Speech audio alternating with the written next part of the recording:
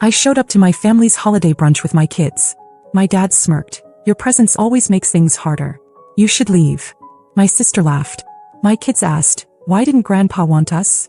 I just replied, let's go home. And we drove away. An hour later my mom called. Why is the bank card locked? We can't even pay the brunch tab. I ignored them until they went crazy and they finally made me angry enough to do something about it. Really do something. And when that switch flipped there was no going back. It wasn't just the brunch. It wasn't just one comment. It was years stacked on top of each other like a slow-building landslide. And that morning it finally collapsed. I used to think I had to keep the peace because I was the broken one. The single mom, the one whose husband traded in our family for a shiny new one across town. I thought being quiet meant being strong. That if I just swallowed the bitterness long enough, they'd eventually respect me again. I was wrong. The holiday brunch was supposed to be something nice. Something for the kids. I told them we were going to see Grandma and Grandpa, their aunts, everyone. They even helped pick out gifts. Little handmade things, drawings, a dollar store frame with a photo of all of us from 2 years ago. My daughter wanted to give it to my mom. When we walked in, the entire table went silent. My dad didn't even try to hide the smirk. Your presence always makes things harder. You should leave. Katie laughed like it was some dark inside joke. Amanda rolled her eyes, like she was already annoyed I hadn't stormed out yet. And my kids, they just froze, still holding their tiny gifts like they'd done something wrong. Then came the question. Why didn't Grandpa want us? It gutted me more than anything my parents had ever said. And they'd said a lot. But this was the moment I realized. They didn't care about my kids.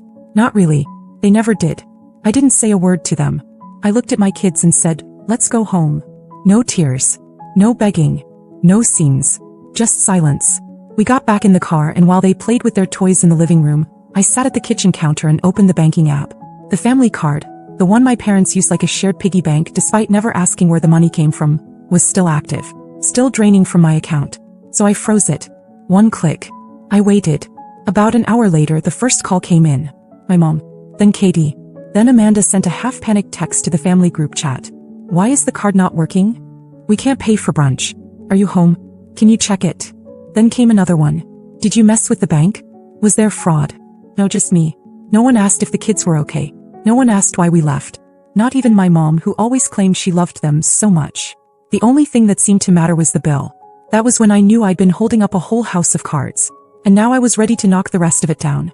The morning after brunch I woke up feeling lighter. Not happy, not yet, but clear. For the first time in years I wasn't pretending. I wasn't the peacekeeper, the apologizer, the invisible wallet they tapped whenever someone else in the family made a mess. I was just done. I made pancakes for the kids. They were quiet, still unsure if they'd done something wrong. I told them we'd have our own brunch next weekend. Just the three of us. Maybe we'd go to the zoo afterward. My daughter nodded. My son didn't say anything, just hugged me without asking. Then the phone rang. Katie. No apology. No explanation. No mention of what happened at brunch. Hey, so the rent's due today and Mom said you might be able to send it since their card's frozen for some reason. That was it. Like she was ordering takeout. I didn't even argue. I just ended the call. Nothing more to say. Katie's been living in that downtown apartment for 2 years. It's too expensive and she's been late on rent more times than I can count. Every time she ran to Mom, who then quietly texted me for a little help. I said yes every time. I justified it. Told myself Katie was younger, figuring things out, and that I was just being supportive. But what I really was stupid. I gave because I thought if I kept giving they'd eventually respect me. Maybe even love my kids the way they deserved. That if I just filled every gap, they'd see me as something more than the family embarrassment. The single mom. The one who got left. That fantasy died yesterday. 2 hours later my mom called. This time her voice was soft, concerned, the tone she used when she was about to manipulate me. She asked if everything was alright, if I'd meant to accidentally freeze the card. Said Katie was in a tough spot, and it'd mean a lot if I could cover her rent just this once. I asked her why she didn't mention what Dad said to me, or the fact that the kids heard it. She paused, then changed the subject. He didn't care. Not really. I told her I wouldn't be sending anything. She started to say something else, but I hung up. I sat there after the call, not crying, not angry anymore, just stunned at how transactional our whole relationship had become. And then Amanda texted me. She said she wasn't taking sides, but that freezing the card made the whole brunch awkward, and I could have just talked to them instead of making a scene. She actually used those words, like I threw a tantrum instead of quietly walking out with 2 confused, humiliated kids. The one who borrowed $1,800 last spring for urgent car repairs, and swore she'd pay it back after her promotion. The one who went on vacation a month later and never mentioned the money again. I let it go. Told myself she had a new job, a lot going on, that she'd pay it when she could. Now I looked at that silence differently. They all assumed I'd just swallow the disrespect again and again because I always had. But now I wanted that money back. I wasn't going to ask nicely. I was going to take it.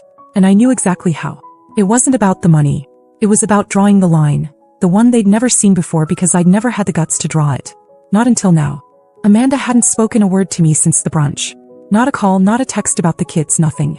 Then 2 days later, out of nowhere, she sends me a picture of her new shoes. "Thought of you," she wrote. I stared at the screen for a long second. Designer shoes. The kind she used to say were too bougie unless she was being treated.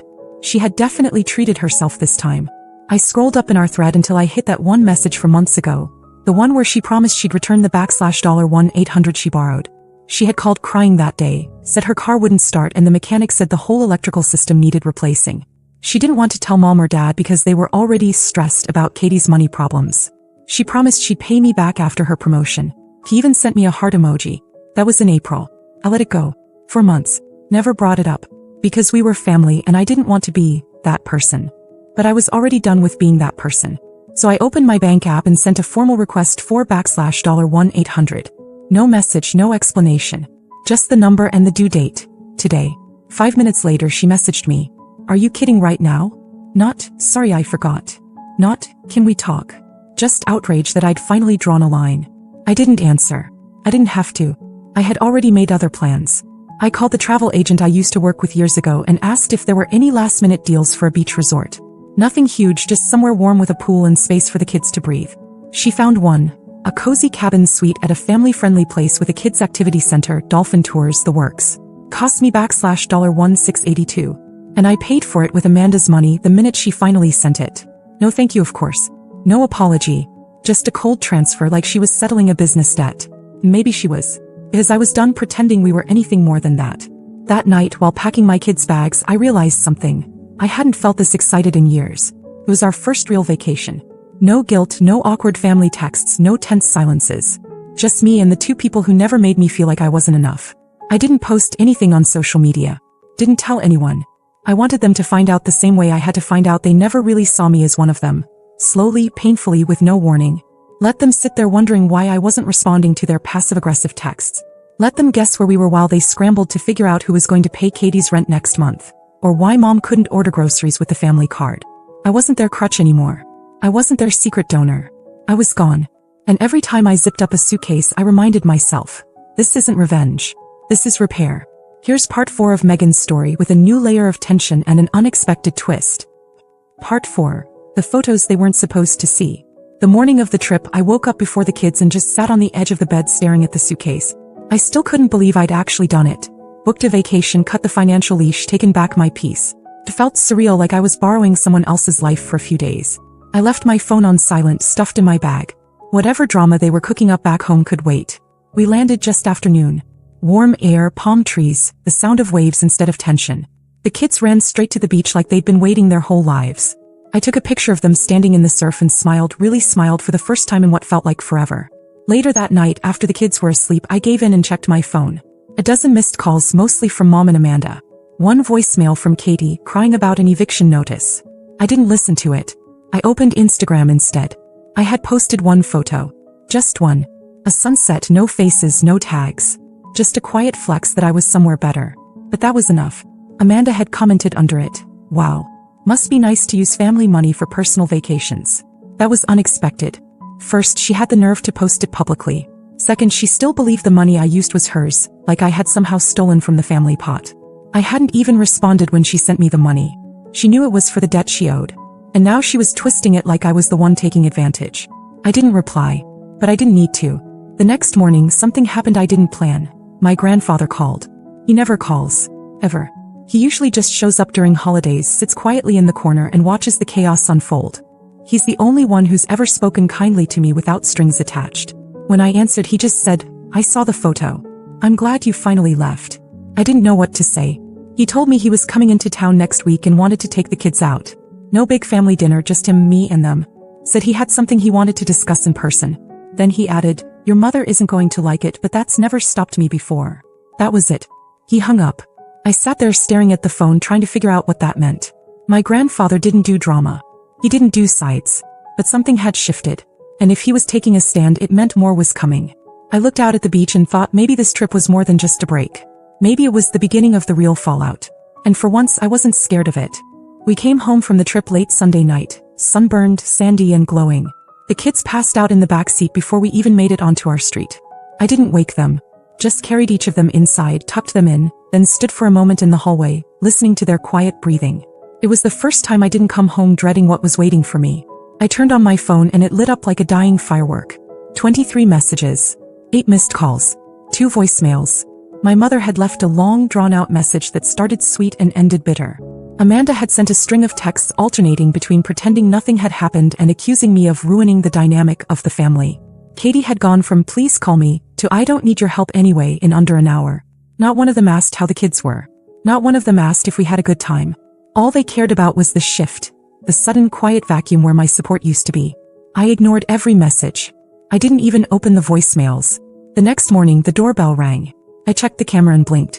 It was my grandfather. He hadn't called. He never did. He just showed up the way he always had when he knew something was wrong but didn't want to make a scene about it. He came in, nodded once, and sat down at the table without saying much. I made us coffee. The kids were still sleeping, and for once the house felt like a place he could breathe to. "I heard about the brunch," he said. That was all he said about it. No lecture, no advice. Just acknowledgement. Then he handed me a thick manila folder. "I made some changes. Don't tell them. The lawyer will." Inside were pages I couldn't even process at first. A trust, one that used to be divided evenly between my mom, Amanda, and Katie, was now in my name alone. $300,000. He said he'd watched for years. The way they talked to me. The way they treated my kids. The way they always expected me to pick up the slack but never once said thank you. "I used to think they'd grow out of it," he said. "But now I know they won't." He stood to leave, and just before he opened the door he turned to me. "You're not the weak one. You're just the only one they couldn't control." 3 days later they found out. Amanda was the first to try a soft approach. She sent a message asking if I wanted to grab lunch. Just the two of us, no drama. I didn't reply. Katie left a voice memo, sniffling, talking about how stressed she'd been lately and how she missed having her big sister to talk to. I blocked her. My mom sent a picture of my kids when they were toddlers. Then wrote, "Let's put the past behind us. I'd love to take them out for ice cream." I didn't respond. Because it wasn't about reconciliation.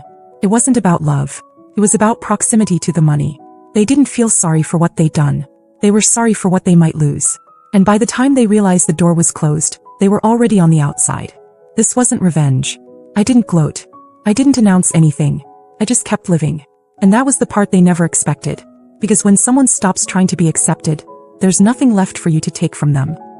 Next, an add little intrigue. ChatGPT. Here's part 6, the final part of Megan's story with a layer of intrigue to close the arc. Part 6, they thought they'd wait me out. By the following week, the silence from me must have started to feel threatening to them. That's when the rumors started. Amanda told someone, maybe her boyfriend's sister, maybe someone at her job, that I had manipulated our grandfather. That I must have talked him into changing everything while he was in a fragile state. She even hinted that I might have forged something. I found out from a friend of a friend. They didn't know Amanda was talking about me until they connected a few dots. When they told me, I just laughed.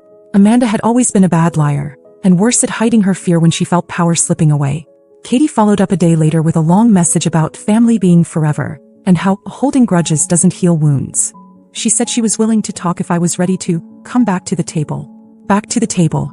Like I'd somehow gotten up and stormed away for no reason. Like I was the one who broke something. Then came the letter. A real letter. From my mother. Folded neatly, mailed to my house, written in careful script like she was applying for forgiveness on paper. She wrote that she was disappointed in how things had turned out, that she hoped I knew none of it was personal, and that she'd like to have a private meeting with me to discuss the future of the family. I didn't respond. Not because I was angry, but because there was nothing to discuss. That week I met with the lawyer my grandfather had recommended. We finalized the trust paperwork, adjusted some things, and he told me quietly that my grandfather had also named me the sole medical proxy for any future care decisions. Felt heavy. Not like a victory. More like someone finally handing me the keys to a house no one else knew how to care for. Before I left, the lawyer asked if I wanted to leave a statement for the family for when the rest of the estate was read someday. I thought about it, and I wrote something simple. I didn't leave the family. I just stopped standing where I wasn't welcome. A week later, my grandfather invited me and the kids to dinner. No one else was there. Just us. After dessert, he handed each of them a small box. Inside were gold coins he had collected over the years. Real ones. He said they were his way of saying, start your own stories. That's the moment I realized. This wasn't the end of the story. It was the beginning of one I finally got to write on my own terms. They'll keep talking, spinning new angles, waiting for me to come crawling back. But I never left broken. I left awake. The first update. It's been 3 weeks since I walked away from them. Really walked away not just physically but from that desperate, aching need to be accepted by people who never planned to offer anything close to love. I've replayed every part of it in my head not out of regret, but because it still doesn't feel real sometimes. How quickly they turned, how quiet the house is now, how calm I've become. I wasn't planning to write anything else, but I've been reading through the messages. From strangers. People who said I helped them feel less alone. Some even said they found the courage to confront their own families. And that's what made me sit down to do this. Because I owe all of you a thank you. And maybe one last chapter. A lot's happened in these 3 weeks. The lawyer finalized everything. The trust, the changes to the estate. It's done. They were all officially notified. Amanda, Katie, my mom. I didn't need to be there for any of it. I didn't want to be. Amanda sent me a long email the day after. The tone was professional, like a legal negotiation. She said she was disappointed in how things were handled, and asked if I'd be open to a conversation outside of attorneys. I didn't reply. She followed it up with a message saying she just wanted clarity about what Grandpa promised her. As if any of this was ever hers by right. Katie didn't reach out. But I know from someone who still talks to her that she's moved in with a friend after missing rent. I guess she figured Mom would cover it again. And for once Mom couldn't. Speaking of my mother, she came to my house. Parked outside for over an hour. Just sat there staring at the porch, probably hoping I'd come out and play peacemaker one more time. She didn't knock. I didn't go out. I watched from behind the curtain until she left. She sent a letter the next day. A real one mailed to my door. Said she was sad, said I was being influenced and letting old wounds fester. She wrote that family is bigger than hurt, and asked me to come over so we could reset. There was no apology. Not for what my dad said in front of my kids. Not for laughing with Katie. Not for letting Amanda pretend her debt to me never existed. Just more careful wording designed to protect herself. I shredded the letter without reading it again. My grandfather's kept his word. We've had dinner together twice a week. He's teaching my son how to carve little wooden puzzles, and my daughter calls him her beach trip grandpa. He doesn't bring up the rest of the family and I don't ask about them. It's unspoken, but we both know what was lost, and what was finally protected. As for me, I've been living. Real life. Not survival. I signed the kids up for swimming lessons. I painted our living room a soft green that feels like starting over. I even made plans for another trip next spring. Somewhere with mountains this time. I still get moments. Quiet ones late at night when I wonder if I should feel more guilt. When I remember how for most of my adult life I thought keeping the peace meant letting myself be torn apart a little more every year. But then I think about the way my daughter looked at me on the beach, holding my hand and smiling like the world was wide open again. And I know I made the right choice. So is this the end of the story? Maybe. I don't know if there will be more updates. Something happens, maybe I'll come back here. Maybe not. But for now, this is the last page. To everyone who followed this, who took the time to care, to reach out, to share, thank you. You reminded me that walking away isn't giving up. It's finally choosing yourself.